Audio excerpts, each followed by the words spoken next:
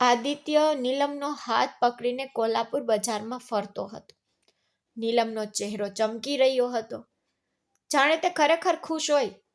તે આદિત્યને ખૂબ પ્રેમ કરતી હતી અને આદિત્ય પણ તેને પ્રેમ કરતો. નીલમે તેની પાસેથી વચન લીધું હતું કે આજે હું જે ઈચ્છું ને તે ખરીદીશ અને તમને ના કહેવાની પરવાનગી નથી. જતા પહેલા તેઓ હંમેશાની જેમ દહીંવડા સ્ટોલ પર રોકાયા, કારણ કે નીલમને તે ખૂબ ગમતા હતા. તેઓ બેઠા અને દહીંવડાનો આનંદ માણ્યો, પણ આદિત્યની નજર નીલમ પર સ્થિર હતી.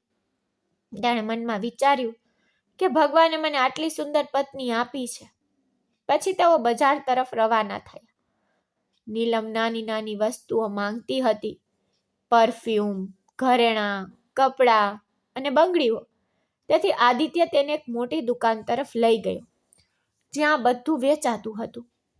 તેણે ત્યાં ઊભેલા એક છોકરાને ઈશારો કર્યો કે અમને આગળની વસ્તુ તો બતાવો. પરંતુ અચાનક નીલમ બેચેન દેખાઈ. તેના ચહેરા પર તણાવ સ્પષ્ટ દેખાઈ રહ્યો હતો. તેણે કહ્યું, ચાલો આદિત્ય, હું અહીં ગૂંગળામણ અનુભવી રહી છું. આ સાથે તેણે આઘાતમાં પોતાનો ચહેરો ઢાંકી દીધો. આદિત્ય આશ્ચર્યચકિત થઈ ગયો. પછી તેણે પૂછ્યું, શું થયું? અમે હમણાં જ તો કોલ્હાપુર આવ્યા છીએ. તે વર્ષોથી તો કંઈ ખરીદ્યું નથી. જોકે નીલમે રડતા રડતા કહ્યું કે મને કંઈ લેવું નથી આદિત્ય, કૃપા કરીને ચાલો. પણ આદિત્ય તેનું વર્તન સમજી શક્યો નહીં. તે ફરતો હતો ત્યારે તેની નજર કાઉન્ટર પરની લીલી બંગડીઓ પર પડી. તે નીલમની નવી સાડીના રંગ સાથે સંપૂર્ણ રીતે મેળ ખાતી હતી. તો તેણે ઉત્સાહથી કહ્યું, નીલમ જુઓ તો, આ તે જ બંગડી છે ને જે અમે શોધી રહ્યા હતા. ફક્ત તારા કાંડાનું માપ મન કે અને અમે તે ખરીદી લઈશું. પરંતુ નીલમે માથું હલાવ્યું અને ના પાડી. તેણીએ ગંભીર સ્વરમાં આગળ કહ્યું, આદિત્ય, મને તે બંગડીઓ નથી જોઈતી. મને ખરેખર અહીં ગૂંગળામણ થઈ રહી છે. ચાલો જઈએ. આટલું કહીને તે ફરી ગઈ અને ઝડપથી બહાર નીકળી ગઈ. દુકાનમાં ઊભેલા 20 વર્ષના છોકરાએ પૂછ્યું, ભાઈ શું થયું? આદિત્યએ ફક્ત જવાબ આપ્યો, કંઈ નહીં ભાઈ. તણાવપૂર્ણ અભિવ્યક્તિ સાથે તે પણ ચાલ્યો ગયો. જ્યારે તેઓ ઘરે પહોંચ્યા ત્યારે તેમના બાળકો વિવાન અને આકાંક્ષા તેમના માતા પિતાની રાહ જોઈ રહ્યા હતા. આદિત્યને લાગ્યું કે નીલમ હંમેશાની જેમ પહેલા બાળકોને ગળે લગાવશે અને બજાર વિશે કહેશે. પરંતુ આજે તો તે શાંતિથી તેના રૂમમાં ચાલી ગઈ. તેની બેચેની હવે રહસ્યમય શાંતિમાં ફેરવાઈ ગઈ હતી. આદિત્યને આ બધું વિચિત્ર લાગ્યું કે એક ક્ષણમાં એવું શું બન્યું કે તે આટલી શાંત થઈ ગઈ. પછી આદિત્યએ બાળકોને પોતાનો પ્રેમ અને સામાન આપ્યો અને ધીમે ધીમે રૂમમાં પ્રવેશ કર્યો. તો ફક્ત નીલમ પલંગ પર ચાદરથી ઢંકાયેલી સૂતી હતી. નીલમનું વર્તન જોઈને આદિત્યનો ગુસ્સો ઓગળી ગયો. હવે તે ફક્ત ચિંતિત હતો. તેથી તે તેની બાજુમાં બેઠો અને કહ્યું, નીલમ, સાંભળતો તને શું થયું? પણ નીલમ ચૂપ રહી. આદિત્યએ ફરીથી અવાજ કર્યો, નીલમ ઉઠો અને મારી સાથે વાત કરો. પણ તે ત્યાં જ પડી રહી. પછી આદિત્ય નજીક ગયો અને તેને જગાડવાનો પ્રયાસ કર્યો. પરંતુ નીલમે ધીમેથી કહ્યું કે આદિત્ય, મારું માથું દુખે છે, જાણે ફાટી જવાનું હોય. કૃપા કરીને મને થોડી વાર માટે એકલી છોડી દો.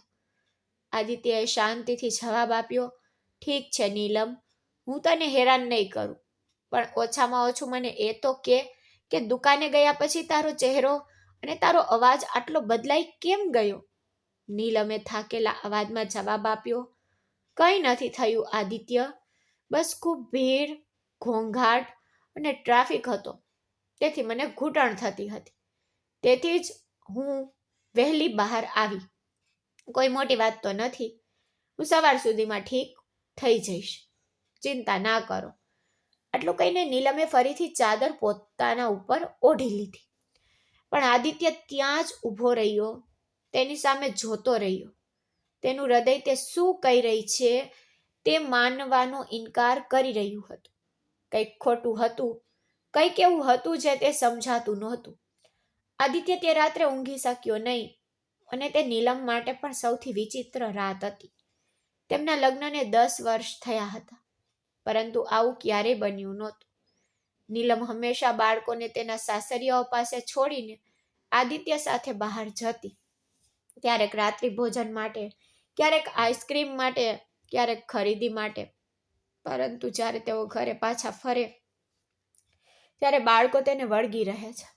પછી તે હસતી, વાતો કરતી અને તેમને ગળે લગાવતી. ક્યારેક તે તેમના સ્કૂલના કામકાજ પર નજર રાખતી. જ્યારે આદિત્ય અને તેના પિતા રમેશ ટીવી જોવા બેસતા અને ક્યારેય નીલમ રસોડામાં જઈને કંઈક મીઠાઈ બનાવતી. તેમનું ઘર હંમેશા હાસ્ય અને આનંદથી ભરેલું રહેતું. પણ આજે બધું અલગ હતું. ચારે બાજુ શાંતિ અને ભારેપણું હતું. એટલામાં જ આદિત્યની માં સુનીતા દેવીએ ચિંતાતુર સ્વરમાં કહ્યું, આદિત્ય, દીકરા, નીલમની તબિયત સારી તો છે ને? તે બપોરથી તેના રૂમમાં છે. તમારી વચ્ચે કોઈ ઝઘડો થયો નથી ને? આદિત્યએ તરત જ માથું હલાવ્યું કે ના મમ્મી, કંઈ થયું નથી. તેનું બ્લડ પ્રેશર થોડું વધી ગયું છે. મેં દવા લીધી છે, તે ઠીક થઈ જશે. તે પછી 4-5 કલાક વીતી ગયા, પણ નીલમ હજુ પણ બહાર ન આવી. તેથી આદિત્ય રૂમમાં ગયો તો નીલમ પલંગ પર બેઠી હતી. તેની આંખો દિવાલ પર ટકેલી હતી, જાણે તે કોઈ ભયાનક દ્રશ્ય જોઈ રહી હોય. આદિત્ય તેની બાજુમાં બેઠો અને ધીમેથી પૂછ્યું, શું થયું છે નીલમ? તું આટલી બેચેન કેમ છે? મને કે, હું ગુસ્સે નહીં થાવ. નીલમ એક ક્ષણ માટે મૌન રહી. તેના હોઠ સહેજ ધ્રુજતા હતા. પછી તે બડબડાટ કરતી હતી, બધી મારી ભૂલ હતી. આદિત્ય ગભરાઈ ગયો. તે શું ભૂલ કરી છે? નીલમની આંખોમાં આંસુ આવી ગયા. જો હું તમને કહું આદિત્ય, તો તમે મને ક્યારેય માફ નહીં કરો. આદિત્યએ ચિંતાથી પૂછ્યું, હું તને કેમ માફ નહીં કરું? તું મારી પત્ની છે. મને કે શું થયું? પણ તે જવાબ આપે તે પહેલા નીલમ અચાનક ચીસો પાડવા લાગી. પછી તે માથું મારવા લાગી. આદિત્ય સતબત થઈ ગયો. તે તો પાગલ જેવું વર્તન કરી રહી હતી. તેનો અવાજ સાંભળીને સુનીતા દેવી, રમેશજી, આકાંક્ષા અને વિવાન દોડીને રૂમમાં આવ્યા. પણ ત્યાં સુધીમાં નીલમની હાલત વધુ ખરાબ થઈ ગઈ હતી. તે તેના વાળ વીખી રહી હતી. તેની આંખોમાંથી આંસુ અને ડર વહી રહ્યા હતા. આદિત્યએ તેના ખંભા પર હાથ મૂકીને બૂમ પાડી, નીલમ, રોકાઈ જા. બાળકો જોઈ રહ્યા છે. શાંત થઈ જા. પણ તેની કોઈ અસર ન થઈ. બસ નીલમનું પાગલપણું વધી રહ્યું હતું. બસ ત્યારે જ આદિત્ય બાળકો સાથે હોલમાં આવ્યો. પછી સુનીતા દેવી નીલમ પાસે આવી, પણ તે શાંત ન થઈ. તેનું શરીર ધ્રુજી રહ્યું હતું અને તેની આંખોમાં પણ એ જ પાગલપણું હતું. તેથી આદિત્યએ તરત જ ડોક્ટરને બોલાવ્યા.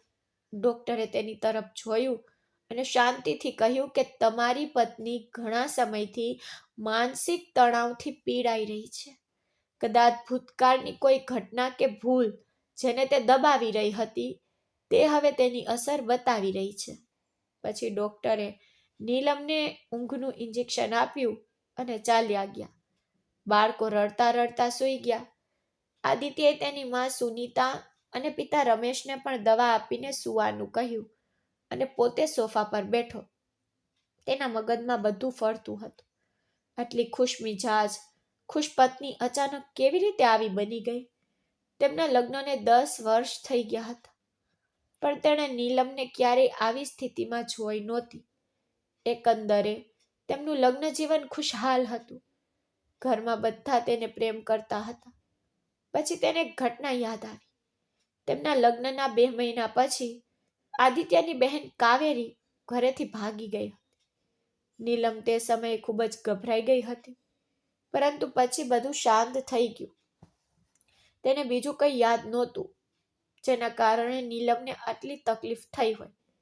રાત્રે 1 વાગ્યે નીલમ અચાનક ભયથી જાગી ગઈ અને ચીસો પાડી, આદિત્ય, તે જીવિત છે. તે જીવિત છે, સમજાયું? હું અહીં છું. જો તેને ખબર પડશે તો તે મને મારી નાખશે. તે તમને પણ નહીં છોડે. આ સાંભળીને આદિત્ય ગભરાઈ ગયો. કોણ? કોણ જીવિત છે? તને કોણ મારશે? આદિત્યએ શાંતિથી પૂછ્યું, પણ નીલમ પરસેવાથી ભીંજાઈ ગઈ હતી. તેની આંખો ડરથી ભરાઈ ગઈ હતી. બસ આદિત્યએ તેનો હાથ પકડવાનો પ્રયાસ કર્યો, પણ તેણીએ તેનો હાથ હટાવી નાખ્યો અને કહ્યું, મને સ્પર્શ ના કરો આદિત્ય, મને બચાવો આદિત્ય, મને બચાવો. નીલમનો ધ્રુજારી વધતી જતી હતી. આદિત્ય કોઈક રીતે તેને પાણી આપ્યું અને તેને ઊંઘની ગોળી આપી. થોડી વારમાં જ તે ફરીથી સૂઈ ગઈ, પણ આદિત્યની ઊંઘ ઉડી ગઈ. તેના મનમાં પ્રશ્નોનું તોફાન ઊભું થયું. નીલમ કોના લોહી વિશે વાત કરી રહી હતી? શું તેણે કોઈને મારી નાખ્યું? ના, એ અશક્ય છે. તે એક ઈશ્વરનો ડર રાખનારી સ્ત્રી છે. તે એક શાંત, દયાળુ અને સ્થિર સ્ત્રી છે. આદિત્ય પોતાની જાત સાથે ગણગણાટ કરતો રહ્યો. તે ત્યારે માની શકતો નહોતો, પણ તેનું હૃદય તેને કંઈક ગંભીર વાત છુપાયેલી કહેતું રહ્યું. બસ તેનો મોબાઈલ ફોન વાગ્યો. તેણે તેને અવગણ્યો. તે હોલમાં ગયો અને તેની માને કહ્યું, મમ્મી, કૃપા કરીને રૂમમાં નીલમ સાથે થોડી વાર બેસો તો. મારે કોઈ મહત્વપૂર્ણ કામ માટે બહાર જવું છે. તેની માં સુનીતાએ કંઈ પૂછ્યું નહીં અને શાંતિથી નીલમની બાજુમાં જઈને બેઠી. આદિત્યએ ગાડીની ચાવીઓ ઉપાડી અને ચાલ્યો ગયો. રાતનો સમય હતો, પણ તે સીધો એ દુકાન તરફ ગયો જ્યાં નીલમ બીમાર પડી હતી. દુકાન 24 કલાક ખુલ્લી રહેતી હતી, તેથી રાત્રે પણ ખુલ્લી હતી. વધુમાં દિવાળીનો તહેવાર હતો, તેથી મોડી રાત્રે પણ ત્યાં ભીડ રહેતી હતી. આદિત્યને કોઈ પરવા નહોતી. તેણે અંદર જઈને આસપાસ જોયું, પણ એક પણ પરિચિત ચહેરો દેખાયો નહીં. તેની બેચેની વધી ગઈ. પછી તેણે પોતાનો મોબાઈલ ફોન કાઢ્યો, નીલમનો ફોટો દુકાનદારને બતાવીને તેણે પૂછ્યું કે ભાઈ, શું આ સ્ત્રી તમને પરિચિત લાગે છે? દુકાનદારે શાંતિથી માથું હલાવ્યું. ના ભાઈ, મેં તેને ક્યારેય જોઈ નથી. તો આદિત્યએ હાથ જોડીને કહ્યું, કૃપા કરીને ભાઈ, તમારા કોઈ કર્મચારીઓને પૂછો. પછી દુકાનદારે બધા કર્મચારીઓને એક પછી એક ફોટો બતાવ્યો, પરંતુ બધાનો જવાબ એક જ હતો કે ના, અમે તેને ક્યારેય જોઈ નથી. આદિત્યએ છેલ્લી વાર પૂછ્યું, શું તે પહેલા ક્યારે અહીં આવી છે? પરંતુ જવાબ ફરીથી નકારાત્મક જ હતો. હવે તેનું મન વધુ બેચેન થઈ ગયું, કારણ કે પ્રશ્ન વધુ મોટો થઈ ગયો હતો. જો નીલમ પહેલી વાર તે દુકાને ગઈ હોય, તો તેણે એવું શું જોયું કે જેનાથી તે આટલી પરેશાન થઈ ગઈ? શરૂઆતમાં તેને લાગ્યું કે કદાચ નીલમે ત્યાં કોઈ પરિચિતને જોયો હશે, જેના કારણે તે દોડી ગઈ, પરંતુ એવું નહોતું. તે શાંતિથી ઘરે પાછો ફર્યો. તેના આવતાની સાથે જ સુનીતા દેવી તેના રૂમમાં ગઈ અને આદિત્ય સોફા પર બેઠો, પરંતુ તેનું મન વિચારોથી ભરેલું હતું. પછી અચાનક તેને એક વિચાર આવ્યો અને તે સીધો સ્ટોરરૂમમાં ગયો. નીલમની જૂની ડાયરી ત્યાં રાખેલી હતી. નીલમને લખવાનો ખૂબ શોખ હતો, તેથી તેણીએ તેના જીવનની દરેક મહત્વપૂર્ણ ઘટનાઓ તેની ડાયરીમાં લખી હતી. લગ્ન પહેલા અને પછી તે દરરોજ લખતી, પરંતુ પછી તેના વ્યસ્ત જીવનને કારણે તેણીએ ફક્ત ખાસ પ્રસંગો જ લખવાનું શરૂ કર્યું. આદિત્યએ ડાયરીના ઘણા પાના ઉલટાવ્યા, પરંતુ કંઈ નોંધપાત્ર ન મળ્યું. પછી થાકીને તે તેના રૂમમાં પાછો ફર્યો, પરંતુ ડાયરી પાછી કબાટમાં મૂકવાનું ભૂલી ગયો. પછી સવાર પડી. નીલમ સંપૂર્ણપણે સામાન્ય અને શાંત દેખાતી હતી, જાણે કંઈ બન્યું જ ન હોય. આદિત્યએ પહેલાની રાતનો ઉલ્લેખ કર્યો નહોતો અને નીલમે પણ તે વાત કરવાનું ટાળ્યું, પરંતુ ઘરમાં બધાને એક વિચિત્ર ભારેપણું લાગ્યું, કારણ કે તે રાતની ઘટનાઓ દરેક મનમાં હતી. આગામી 4-5 દિવસ આમ જ પસાર થયા. કોઈએ તેના વિશે વાત કરી નહીં. નીલમ તેના રોજિંદી દિનચર્યામાં પાછી ફરી, પરંતુ એક દિવસ આકાંક્ષા જૂની ડાયરી લઈને આદિત્ય પાસે આવી. તેણે ગંભીર સ્વરમાં કહ્યું, પપ્પા, મારે તમારી સાથે વાત કરવી છે. આદિત્યએ હસીને કહ્યું, હા દીકરી, કહો. ત્યારે આકાંક્ષા થોડી ગભરાયેલી દેખાતી હતી. તેણીએ કહ્યું, પપ્પા, હું ઘરે આ વાત કહી શકતી નથી. શું આપણે બહાર જઈ શકીએ છીએ? આદિત્ય ચોંકી ગયો. તેને વિચાર આવ્યો કે આટલું ગંભીર શું હોઈ શકે, પણ તેણે માથું હલાવ્યું અને આકાંક્ષાએ ઝડપથી જવાબ આપ્યો કે ઠીક છે, હું મારા જૂતા પહેરીશ, પણ કૃપા કરીને મમ્મીને ના કહેશો. તો આદિત્ય વધુ આશ્ચર્યચકિત થયો. આકાંક્ષાએ તેના જૂતા પહેર્યા અને આદિત્યએ કારની ચાવી ઉપાડી. નીલમે પૂછ્યું, તમે ક્યાં જઈ રહ્યા છો? તો આદિત્યએ આકસ્મિક રીતે ખોટું બોલ્યું કે આકાંક્ષાને શાળામાં કેટલીક વસ્તુઓની જરૂર હતી. આ સાથે તેઓ ચાલ્યા ગયા. રસ્તા પર થોડે આગળ જતા આકાંક્ષાએ ધીમેથી પૂછ્યું, પપ્પા, શું મમ્મી ક્યારેય ભૂલ કરી શકે છે? આદિત્ય હળવું હસ્યું અને કહ્યું, કેમ દીકરા, અને કેવી ભૂલ? પણ આકાંક્ષા ગંભીર થઈ ગઈ અને બોલી, મોટી ભૂલ પપ્પા, મારો મતલબ ખૂબ મોટી. પપ્પા, મમ્મી કોઈને મારી શકે છે? આદિત્યએ હળવો મૂળ કરવાનો પ્રયાસ કરતા કહ્યું, હા દીકરી, તું નાની હતી ને ત્યારે તને મારી હતી. પણ આકાંક્ષા હસી નહીં. તેનો ચહેરો ફીકો પડી ગયો. તે એકદમ ગંભીર હતી. બસ આદિત્યએ ગાડી રોકી અને કહ્યું, આકાંક્ષા, મને બધું સ્પષ્ટ કહો, શું વાત છે? આકાંક્ષા થોડી વાર ચૂપ રહી. પછી તેણે આદિત્યને ડાયરી આપી. આદિત્યએ જોઈ તો તરત જ તેને ઓળખી લીધું કે તે તો નીલમની છે. તેણે પાડના ખોલવાનો પ્રયાસ કર્યો. આકાંક્ષાએ કહ્યું, ના પપ્પા, હમણાં નહીં. એકલા વાંચો અને કૃપા કરીને કોઈને આ વિશે ના કહો. આદિત્ય સદબદ થઈ ગયો. પછી તેણે કહ્યું, આકાંક્ષા, તું મને ડરાવી રહી છે? પણ આકાંક્ષા કંઈ બોલી નહીં. આદિત્ય ડાયરી લઈને ઘરે પાછો ફર્યો. નીલમ ઓરડામાં શાંતિથી બેઠી હતી. તેની નજર બારી બહાર હતી. આદિત્યએ તેની તરફ જોયું અને પૂછ્યું, નીલમ, શું હું તને કંઈક પૂછી શકું? નીલમે ધીમેથી જવાબ આપ્યો, હા પૂછો. આદિત્ય, શું વાત છે? આદિત્યએ ઊંડો શ્વાસ લીધો અને કહ્યું, શું ક્યારે એવું બન્યું છે કે તે મારાથી કંઈક છુપાવ્યું હોય, જે તને હજુ પણ પરેશાન કરી રહ્યું છે? નીલમ આ વાત પર ચૂપ રહી. પછી તેણે ધીમેથી માથું હલાવ્યું અને કહ્યું, હા, અચાનક કંઈક યાદ આવ્યું છે. આટલું કહીને તે ચૂપચાપ તેના રૂમમાં ગઈ અને આદિત્ય બહાર થીજી ગયેલી જેમ ઊભો રહ્યો. પછી તેના મનમાં એક પ્રશ્ન ઊભો થયો કે આખરે આ ભૂલ શું હતી? તે આ રહસ્ય ઉકેલવા માટે મક્કમ હતો. કોઈ પણ ભોગે આનો ઉકેલ લાવવો જ હતો. તેને ગાડીની ચાવીઓ ઉપાડી અને એકાંત જગ્યાએ ગયો. ત્યાં બેસીને તેણે નીલમની ડાયરી વાંચવાનું શરૂ કર્યું.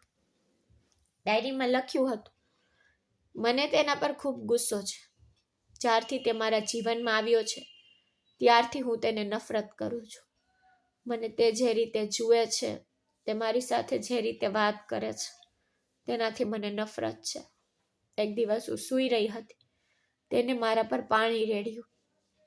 જ્યારે હું જાગી ત્યારે હું ભીની થઈ ગઈ અને તે ત્યાં હસતો ઊભો હતો.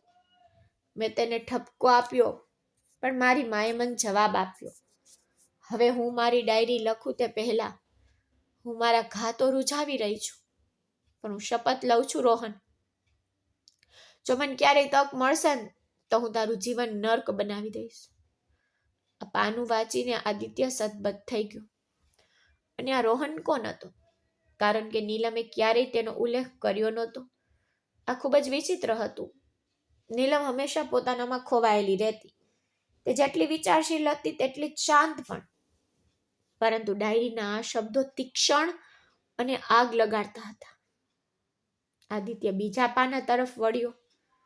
તેમાં લખ્યું હતું, આજે સાનવીના લગ્ન છે. હું ખુશ કે ઉદાસ નથી, કારણ કે મને ખબર હતી કે રોહનને સાનવી ગમે છે. સાનવીએ મને રોહનને આપવા માટે એક પત્ર આપ્યો હતો. મેં પત્ર તો વાંચ્યો હતો, પણ મેં રોહનને આપ્યો નહીં. જ્યારે સાનવીએ મને પૂછ્યું ત્યારે મેં ખંભા ઊંચા કરીને કહ્યું કે રોહને તે વાંચ્યા પછી તારી મજાક ઉડાવતો હતો.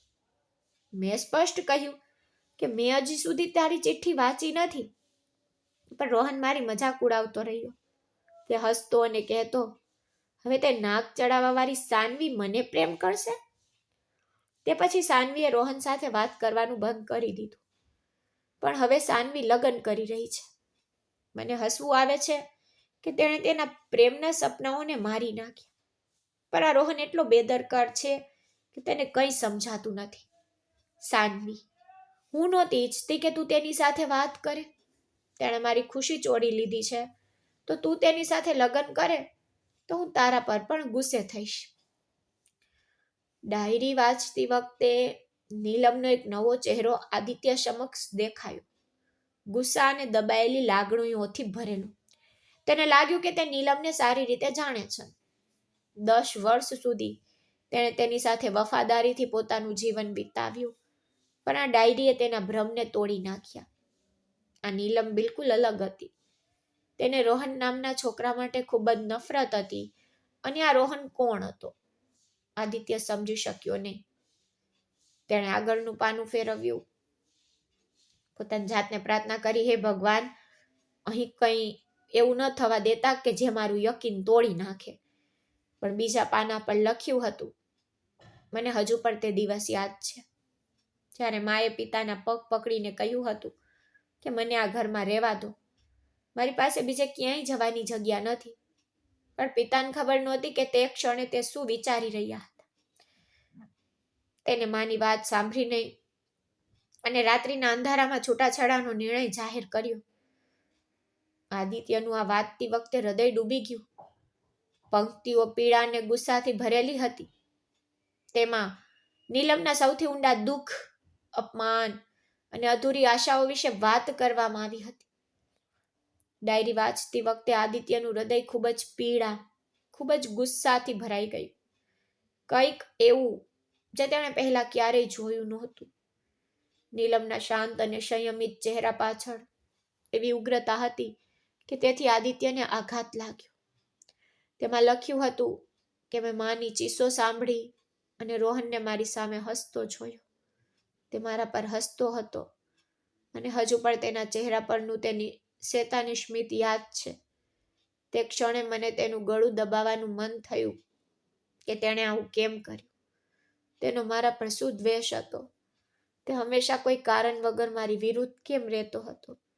તે પાના પર બસ એટલું જ લખેલું હતું, પણ દરેક શબ્દ ઝેર જેવો હતો. આદિત્યએ આગળનું પાનું ફેરવ્યું, પણ તે ફાટી ગયું હતું. કેટલીક જગ્યાએ શબ્દો અધૂરા હતા, અન્ય જગ્યાએ શાહી ઝાંખી પડી ગઈ હતી. તેથી જ્યાંથી થોડું લખ્યું હતું ત્યાંથી વાંચવાનું શરૂ કર્યું, અને ત્યારથી જ તે મને ગમવા લાગ્યું હતું. મને ખબર નથી કેમ, ફક્ત તેનો ફોટો જોઈને મારા હૃદયમાં કંઈક ખળભળાટ મચી ગયો. પરંતુ રોહને સ્પષ્ટ કહ્યું કે તું આ પરિવારમાં આદિત્ય સાથે લગ્ન કરી શકતી નથી. માં પણ તેની સાથે સંમત થઈ ગઈ. હું ગુસ્સે થઈ. તેણે મને સ્પષ્ટ કહ્યું કે તું અહીં લગ્ન નહીં કરે. પછી હું ચૂપ રહી. જો નીલમે ડાયરીમાં બીજું કંઈક કહ્યું હોત ને, તો આદિત્યએ કદાચ કંઈક કઠોર કહ્યું હોત. પણ નીલમ ચૂપ રહી. તેણે આ ડાયરીમાં આગળ લખ્યું હતું કે મેં મમ્મીને સ્પષ્ટ કહ્યું, આ રોહન કોણ છે? તે આપણા કૌટુંબિક બાબતોમાં, મારા લગ્નમાં, મારા જીવનમાં તેનો શું અધિકાર છે? તે મારો ભાઈ કે સગો તો નથી. તો પછી આ ઘરમાં તેનું આટલું મહત્વ કેમ છે? મમ્મીએ ગુસ્સામાં કહ્યું, તારા પિતા નથી, તેથી ઘરમાં એક પુરુષ હોવો જરૂરી છે. તેણે અમને સહારો આપ્યો છે, તેથી આપણે આભારી રહેવું જોઈએ. મેં પૂછ્યું, મમ્મી, શું તમને ખબર હતી કે તે તમારા છૂટાછેડા દરમિયાન હસતો હતો? માં ચૂપ થઈ ગઈ. તેને કહ્યું, તે ત્યારે નાનો હતો, હવે તે મોટો થઈ ગયો છે. તું બિનજરૂરી ગુસ્સો મનમાં રાખી રહી છે. ભગવાને તેને અમારો આધાર બનાવ્યો છે. આ વાંચીને આદિત્યને સમજાયું કે નીલમના શબ્દોમાં ગુસ્સાનો જ્વાળામુખી હતો. તેણીએ આગળ કહ્યું, આનાથી મારું લોહી ઉકળી ઉઠ્યું. મેં આખો દિવસ મારી માને સમજાવવાનો પ્રયાસ કર્યો, પણ તે રોહનની જાળમાં ફસાઈ ગઈ. મેં તેને જેટલી ચેતવણી આપી તેટલી જ તે મારી વિરુદ્ધ થઈ ગઈ. જો તે મારો ભાઈ હોત તો હું કદાચ તે સહન કરી લેત, પણ તે અજાણ્યો હતો. મારી મા તેના પર આટલો વિશ્વાસ કેવી રીતે કરી શકે? તેથી મેં મારું મન બનાવી લીધું.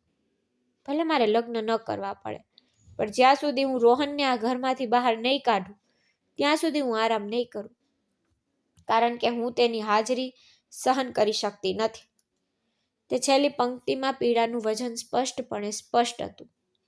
નીલમે આગળ કહ્યું, મેં નિર્ણય તો લીધો છે, હવે મને કંઈ રોકી શકશે નહીં. કાં તો હું મારી જાતને આ દુનિયામાંથી મુક્ત કરીશ, અથવા રોહન નામની આ મુશ્કેલીમાંથી હંમેશા માટે મુક્તિ મેળવીશ. મેં અડધી રાત વિચારતા વિતાવી. શું હું જે કરવાની હતી તે સાચું હતું, કે પછી મારો ગુસ્સો મારા માથે બોલતો હતો? પણ મેં નક્કી કર્યું કે હું કાં તો આદિત્ય સાથે લગ્ન કરીશ, અથવા રોહનને મારા જીવનમાંથી કાયમ માટે ભૂંસી નાખીશ. ડાયરી ત્યાં જ પૂરી થઈ ગઈ. આદિત્ય થોડી ક્ષણો માટે મૌન બેઠો રહ્યું. તેનું મન મૂંઝવણમાં હતું.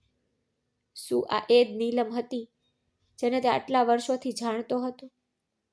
શું તેણે રોહનની હત્યાનું રહસ્ય તેના હૃદયમાં છુપાવી રાખ્યું હતું? તેણે પાના ઉલટાવ્યા અને તેનું હૃદય ધબકવા લાગ્યું. નીલમે લખ્યું હતું કે જો બંને યોજનાઓ નિષ્ફળ જાય તો હું આ દુનિયાનો નાશ કરીશ. તે રાતની છેલ્લી સવારે મેં મારા ઓશિકા નીચે ઉંદરનું ઝેર મૂકી દીધું, કારણ કે મને થોડો સમય તો જોઈતો હતો. આદિત્ય સાથે લગ્ન કરવાની મારી ઈચ્છા એટલી પ્રબળ તો નહોતી. તે ઈચ્છા ત્યારે વધી જ્યારે રોહને મને ના પાડી. બીજા દિવસે રોહને નીલમ તરફ ગુસ્સાથી જોયું અને કહ્યું, અહીંથી તાત્કાલિક નીકળી જા અને આ ઘરમાંથી ભાગી જા. હું હવે તારી સાથે વાત કરવા નથી માંગતો. મેં તને બાળપણથી સહન કરી છે, પણ હવે મારી ધીરજ ખૂટી ગઈ છે. સમજાયું? નીલમે કડકાઈથી જવાબ આપ્યો, ઠીક છે, તું જે ઈચ્છ તે કર. મને તારા કારણોની પરવા નથી. પણ વાસ્તવિક કારણો શું હતા? તેણીએ કહ્યું કે જ્યારે મારા જીવનમાં એવો સમય આવ્યો જ્યારે મારે મારા પિતાને છોડીને જવું પડ્યું. તું ત્યાં હસતો ઊભો હતો. રોહન, તે દ્રશ્ય મારા હૃદયમાંથી ક્યારેય જશે નહીં. હું મારા જીવનમાં તમારા સ્વાર્થી હૃદયને ક્યારેય માફ નહીં કરું. રોહન ચૂપ રહ્યો. તેણે જવાબ ન આપ્યો. નીલમે તેના જવાબની રાહ જોઈ, પણ તે એટલો ઉદાસીન હતો કે જાણે તેણે કંઈ સાંભળ્યું જ ન હોય. અંતે નીલમે આંગળી ચીંધીને કહ્યું કે હું આદિત્ય સાથે લગ્ન કરીશ. હા, જે તું ઈચ્છે તે કર. અને તે બહાર નીકળી ગઈ. તેનું હૃદય ધબકતું હતું. તેણીને ખબર નહોતી કે શું કરું. અને પછી જે અકલ્પ્ય બન્યું તે થયું. હકીકતમાં તેની માએ આદિત્યના પ્રસ્તાવને નકારી કાઢ્યો, પરંતુ જ્યારે નીલમે આ વિશે સાંભળ્યું ત્યારે તે તરત જ તેની મા પાસે ગઈને પૂછ્યું, તમે ના કેમ પાડી? તેની મા અભિવ્યક્તિહીન જવાબ આપ્યો, રોહન કહે છે કે તેઓ સારા લોકો નથી. નીલમે ગુસ્સાથી ધ્રુજતા પૂછ્યું, માં, રોહન મારા જીવનમાંથી ક્યારે જશે? આટલું બોલીને તે પોતાના રૂમમાં દોડી ગઈ. તેનો ગુસ્સો ફૂટવાનો હતો. પછી તેણે ઉંદર મારવાની દવાની ગોળી લીધી અને રસોડામાં ગઈ. એટલામાં જ તેની મા આવી અને નીલમે પૂછ્યું, શું થયું? તેની માએ જવાબ આપ્યો, હું રોહન માટે દૂધ લેવા આવી છું. તને ખબર છે કે તે દૂધ પીધા પછી જ સૂવે છે? નીલમે જવાબ આપ્યો, માં, તું જા, હું તેના માટે લઈ આવું છું. તેની માને આશ્ચર્ય થયું કે તું તેના માટે દૂધ લઈશ? તે ક્યારેય તેના કોઈ પણ કામમાં દખલગીરી તો કરી નથી, તો આજે કેવી રીતે? નીલમે ધીમેથી જવાબ આપ્યો, હા માં, આજે મારી તબિયત સારી નથી ને. તું આરામ કર, હું તારા માટે લઈ આવું છું. તેની માં ખુશીથી ચાલી ગઈ. પણ નીલમે ગુસ્સામાં રોહનના દૂધમાં ઉંદર મારવાની દવા ભેરવી દીધી અને રૂમ છોડી દીધો.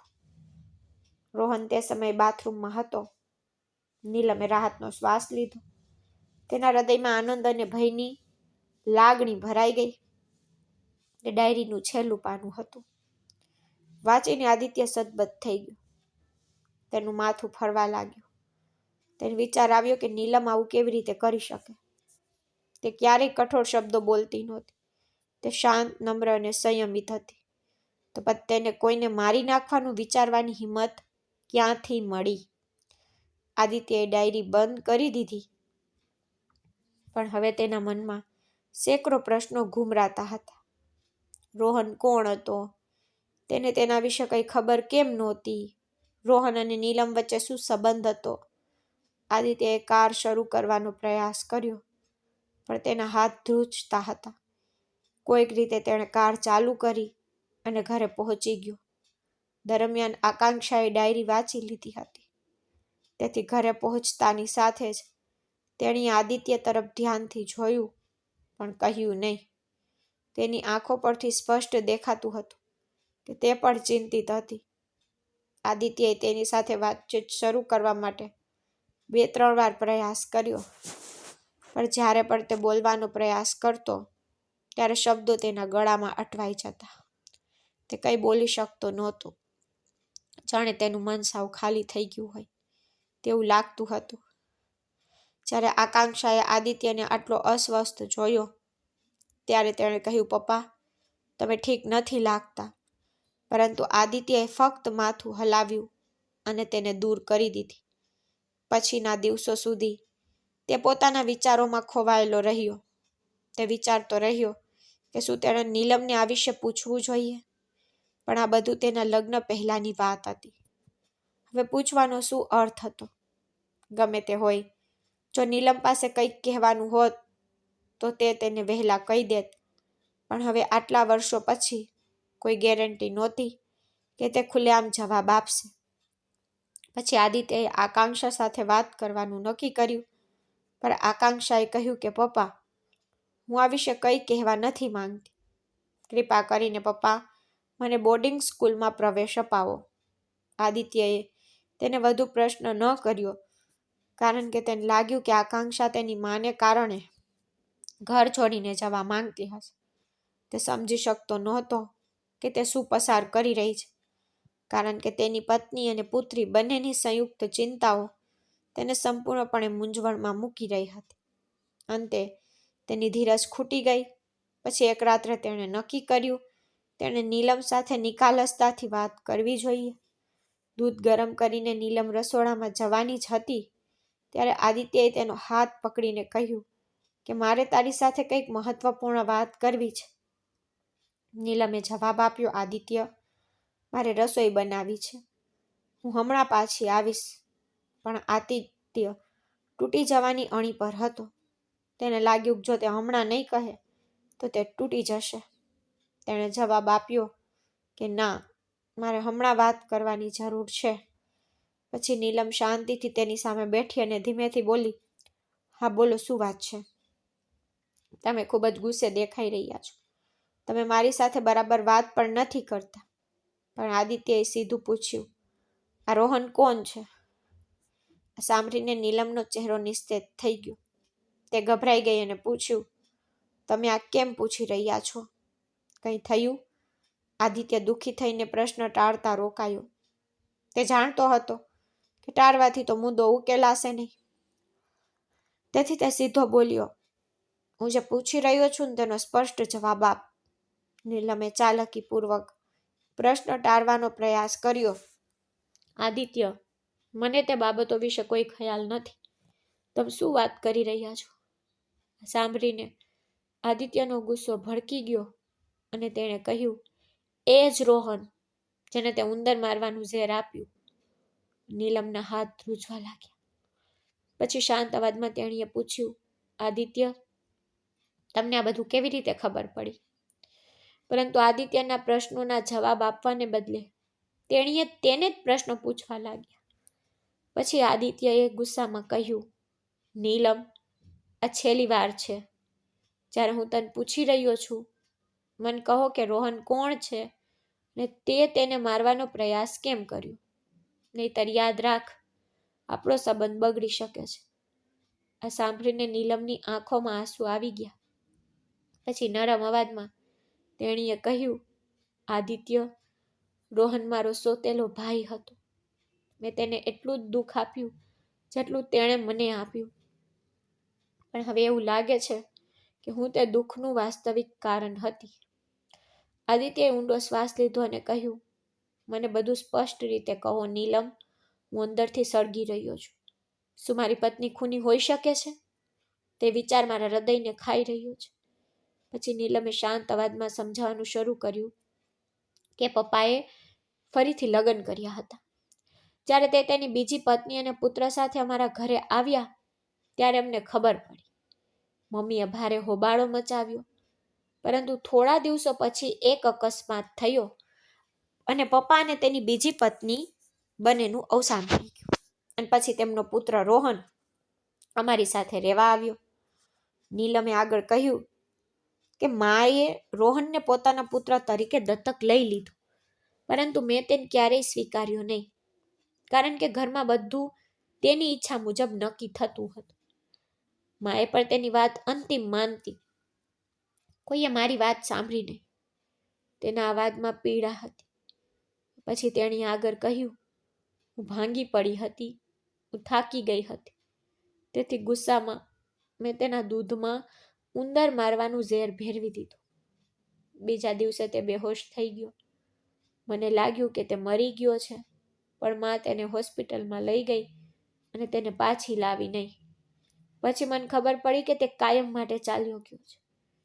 તે ક્ષણે મને એક વિચિત્ર રાહતનો અનુભવ થયો. પછી માએ મારા લગ્ન તમારી સાથે ગોઠવી દીધા. પરંતુ લગ્ન પછી મને ખબર પડી કે તમારી બહેન કાવેરી રોહનને પ્રેમ કરતી હતી. તે સમયે તેણીને ખબર નહોતી કે તે મારો સોતેલો ભાઈ છે. તેને ખબર પણ નહોતી કે મેં તેને મારી નાખવાનો પ્રયાસ કર્યો હતો. જ્યારે તેને મને રોહનનો ફોટો બતાવ્યો ત્યારે મારા શરીરમાં ધ્રુજારી ફેલાઈ ગઈ. પણ મેં તેને સત્ય કહ્યું નહીં. કાવેરીએ કહ્યું હતું કે તેનો ભાઈ તેને ક્યારેય તેની સાથે લગ્ન કરવા દેશે નહીં અને તેથી જ તે ઘરેથી ભાગી જશે. મેં તેને સમજાવવાનો પ્રયાસ કર્યો, પણ એક દિવસ તે ખરેખર ભાગી ગઈ. પછી નીલમનો અવાજ અફસોસથી ભરાઈ ગયો. તેણે આગળ કહ્યું, તે દિવસે મને સમજાયું કે રોહને અમારા લગ્ન રોકી દીધા હતા, કારણ કે તે તમારી બહેનને પ્રેમ કરતો હતો. તે જાણતો હતો કે જો તમને ખબર પડશે ને તો તમે તેને છોડશો નહીં. તેણે મને બચાવી હતી અને મેં શું કર્યું? મેં તેને જીવ લઈ લીધો. પરંતુ થોડા દિવસો પહેલા જ્યારે અમે બજારમાં તે દુકાનમાં ગયા ત્યારે મેં કાવેરી અને રોહનને સાથે જોયા. મને મારી આંખો પર વિશ્વાસ નહોતો આવતો કે રોહન ખરેખર જીવતો હતો.